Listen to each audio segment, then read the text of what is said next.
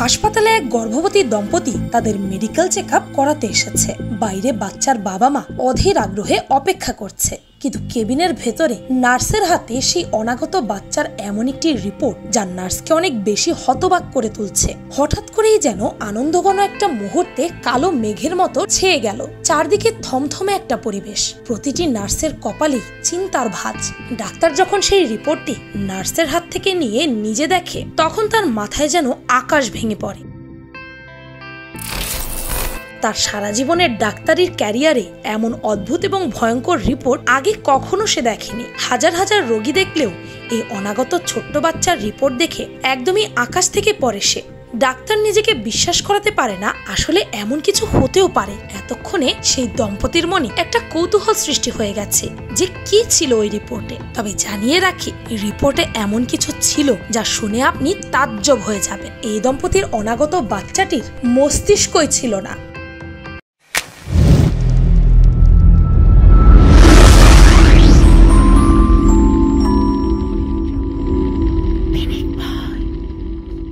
Shelley এবং রোবফোল্ট নামক এক দম্পতি খুব ধুমধাম করে ভালোবেসে বিয়ে করেছিল। ৮-১০ জন দম্পতির মতোই তারাও সুখে শান্তিতে বসবাস করে। ইংল্যান্ডের নর্থ ওয়েস্ট ক্যামব্রিয়াতে তারা তাদের সুখের সংসার পেতেছিল। সুখে শান্তিতে ভরপুর ছিল তাদের পরিবার। কয়েক বছর পরেই তাদের কোলজুড়ে এক এক করে দুটি মেয়ে সন্তান জন্মগ্রহণ করে। আদর সোহাগ ভালোবাসা দিয়ে তারা তাদের বাচ্চা দুটিকে লালন পালন করছিল। যেহেতু তারা অর্থনৈতিকভাবে স্বাবলম্বী ছিল, তাই স্বামী স্ত্রী দুজনে মিলে সিদ্ধান্ত নেয় যে তারা আরেকটি সন্তানের জন্ম দেবে। সেই পরিপ্রেক্ষিতে তারা আরেকটি সন্তান নেওয়ার পরিকল্পনা করে। তারপর তার স্ত্রী শেলি আবারও তৃতীয়বারের মতো গর্ভবতী হয়। তখন রোবফোল্ট পরিবারে সুখের বন্যা বয়ে গিয়েছিল।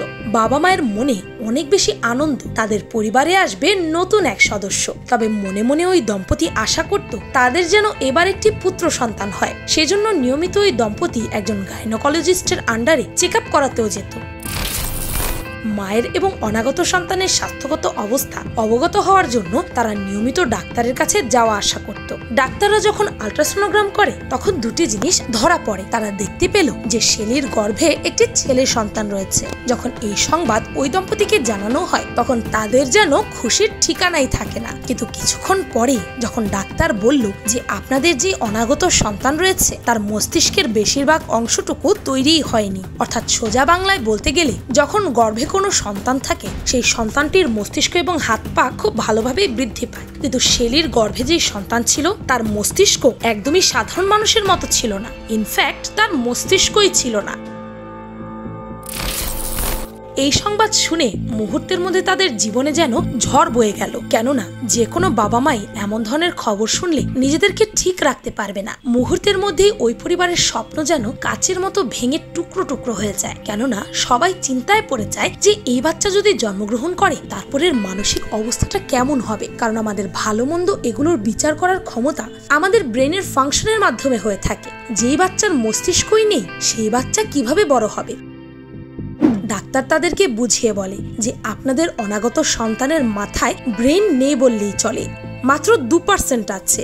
শুধু তাই নয়, স্পাইনা বিফিডা নামক মরণ ব্যাধিতে আক্রান্ত এই ছোট্ট ছেলেটি, এটা মূলত এক ধরনের হাড়ের রোগ। এই রোগের কারণে হাড়গুলো ভালোভাবে বিকশিত হতে পারে না, যার কারণে এই রোগ হলে সেই ব্যক্তি প্যারালাইজড হয়ে যায়। ডাক্তার তখন এই দম্পতিকে পরামর্শ দেয় যে আপনারা বরং এই সন্তানটিকে জন্ম না দিয়ে গর্ভপাত করিয়ে ফেলুন। সন্তানটি যদি জন্মগ্রহণ করে তখনও সে স্বাভাবিক জীবনযাপন করতে পারবে না। তাছাড়া আপনাদেরকে হয়তো সারা জীবন এই সন্তানটিকে বয়ে নিয়ে যেতে হবে। এ কথা শোনার পর ওই দম্পতি অনেক বেশি ভেঙে পড়ে। তখন তারা ভারাক্রান্ত মন নিয়ে বাড়িতে ফিরে আসে। কিন্তু বাড়িতে ফিরে যখন তাদের আগের ছোট ছোট দুটি মেয়েকে দেখে, তখন তাদের মনের মধ্যে তাদের অনাগত সন্তানের জন্য অনেক বেশি মায়ার সৃষ্টি হয়। তারা চিন্তা করে বাচ্চা যেমনই হোক হোক সেটা প্রতিবন্ধী, কিন্তু আমাদেরই তো, আর এই বাচ্চার বেঁচে থাকার অধিকার রয়েছে। সেজন্য গর্ভপাত করে এই বাচ্চাটিকে মেরে ফেলা কোনো মতেই উচিত নয়। তাদের মনের মধ্যে অনাগত সন্তানের জন্য অনেক বেশি মায়া হয়। তাই তারা ডাক্তারের পরামর্শ না শুনে নিজেরাই স্থির করে যে এই সন্তানকে তারা পৃথিবীর আলো দেখাবে। তারা অপেক্ষা করতে থাকে কবে তাদের সন্তান ভূমিষ্ঠ হবে। পেছনের সব কষ্ট ভুলে গিয়ে নতুন করে তাদের অনাগত সন্তান নিয়ে স্বপ্ন বুনতে শুরু করে। সবাই মিলে ভালোবেসে ওই সন্তান জন্মগ্রহণ করার পূর্বেই তার নাম রাখে নোয়া। কয়েক মাস পরেই এলো সেই মহেন্দ্রক্ষণ। শেলি সেই বাচ্চাটিকে হাসপাতালে প্রসব করল। বাইরে থেকে শেলির হাজবেন্ড সন্তানের কান্না শুনে বুঝতে পারলো যে তাদের সন্তান জীবিত আছে, কিন্তু ডাক্তারের মনের মধ্যে অনেক বেশি ভয় থেকে গিয়েছিল, কেননা এই সন্তানটির তো কোনো ব্রেইনই নেই। সেজন্য তারা অস্ত্রোপচার করে নোয়ার মাথা থেকে তরল পদার্থ বের করে দেয়।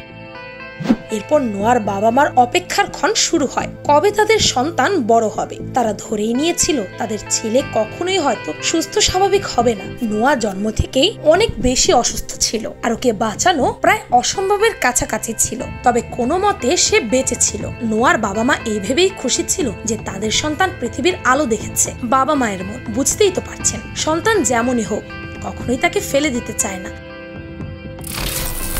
আস্তে আস্তে নোয়া বড় হতে শুরু করে। যেই সন্তানটি একসময় হাঁটাচলা করতে পারতো না, কেননা তার মাত্র 2% ব্রেন থাকার কারণে বাচ্চাটির জন্ম থেকেই কোমরের নিচের পার্ট প্যারালাইজড। সে আস্তে আস্তে স্বাভাবিক মানুষের মতোই খাওয়া দাওয়া করতে শুরু করলো, কিন্তু তার শরীরের নিচের অংশের প্যারালাইজড সেরকমই ছিল। কিন্তু নোয়া ছিল স্বাভাবিকভাবে খুব হাস্যোজ্জ্বল একটা ছেলে, যাকে দেখে সবাই অনেক বেশি অবাক হয়ে যায় যে এমন একটা ছেলে যার ব্রেনই নেই, সে কি করে এত বেশি খুশি থাকতে পারে। আপনাদের হয়তো মনে আছে ডাক্তার বলেছিল নোয়া কখনো স্বাভাবিক মানুষের মতো হতে পারবে না, কিন্তু আপনারা শুনলে তাজ্জব হয়ে যাবেন যে 6 বছর পর নোয়া স্বাভাবিক মানুষের মতো কথা বলতে শুরু করে। এটা দেখার পর নোয়ার বাবা মা অনেক বেশি অবাক হয়ে যায়। তখন তারা নোয়াকে নিয়ে দ্রুত ডাক্তারের কাছে ছুটে যায়। ডাক্তার তখন নোয়ার সিটি স্ক্যান করে। নার্সরা সেই রিপোর্ট দেখে আরো একবার তাজ্জব বনে যায়। তারা যখন রিপোর্টটি ডাক্তারের কাছে নেয়, তখন ডাক্তাররাও এটি দেখে একদম হা হয়ে যায়। ডাক্তার তখন বলে ওঠে, এটা তো অসম্ভব, এটা তো জাদু ছাড়া আর কিছুই নয়। কেননা যখন নোয়া গর্ভে ছিল তখন তার মাথায় খুব স্বল্প পরিমাণ ব্রেন ছিল, কিন্তু এখন তার মস্তিষ্ক প্রায় 80% তৈরি হয়েছে। এটা এতটাই অবিশ্বাস্য খবর ছিল যা বিজ্ঞানের ধরাবাঁধা নিয়মের বাইরে। উপস্থিত ডাক্তাররা তাদের টোটাল মেডিকেল ক্যারিয়ারে এমন কোনো কেস দেখেনি, আর বিজ্ঞানের ব্যাখ্যাও দিতে পারে না যে একজন বাচ্চার মাথায় মস্তিষ্ক আপনা আপনি কিভাবে গজাতে পারে। তখন ডাক্তাররা এ বিষয়ে রিসার্চ করতে শুরু করে। একজন নিউরোসায়েন্স গবেষক ডাক্তারকে বলেছে যে আপনারা যখন ওর মাথা থেকে তরল পদার্থ বের করে ফেলেন, তখন ওর মাথায় যে ব্রেনের টিস্যুগুলো ছিল সেগুলো ওর বাকি 6 বছরে আস্তে আস্তে করে সুগঠিত হয়েছে। এটা শুধু একটা ধারণা ছিল মাত্র, কিন্তু এখনো পর্যন্ত কোনো ডাক্তার এর পেছনের আসল রহস্য বা লজিক খুঁজে বের করতে পারেনি। ডাক্তারের এই সংবাদ শুনে তাদের পরিবারের যেন ঈদ লেগে যায়। শেলি এবং রোভোল্ট তাদের সন্তানকে নিয়ে অনেক বেশি খুশি। একটা ইন্টারভিউতে তারা বলে যে আমরা খুব শীঘ্রই আমাদের পুরো পরিবার নিয়ে অস্ট্রেলিয়াতে ঘুরতে যাচ্ছি। উন্নত চিকিৎসার কারণে ভবিষ্যতে নোয়াকে নিউরোফিজিক্স ট্রিটমেন্ট দেওয়া হবে, যা নোয়াকে আমাদের মতো একদম স্বাভাবিক মানুষ হিসেবে গড়ে তুলবে। নোয়ার বাবা মা মনে করে যে তাদের সন্তান একদম স্বাভাবিক হয়ে বাঁচবে। ভালোবাসা এবং অদম্য শক্তির কারণে নোয়া তাদের মাঝে আজও বেঁচে আছে, আর আজ নোয়া বেশ সুস্থ। এই ছেলেটিকে দেখে বোঝাই যায় না যে এর মাথায় জন্মের সময় ব্রেইনই ছিল না, আর এখনো এই ছেলেটির মাথায় 80% ব্রেইন আছে।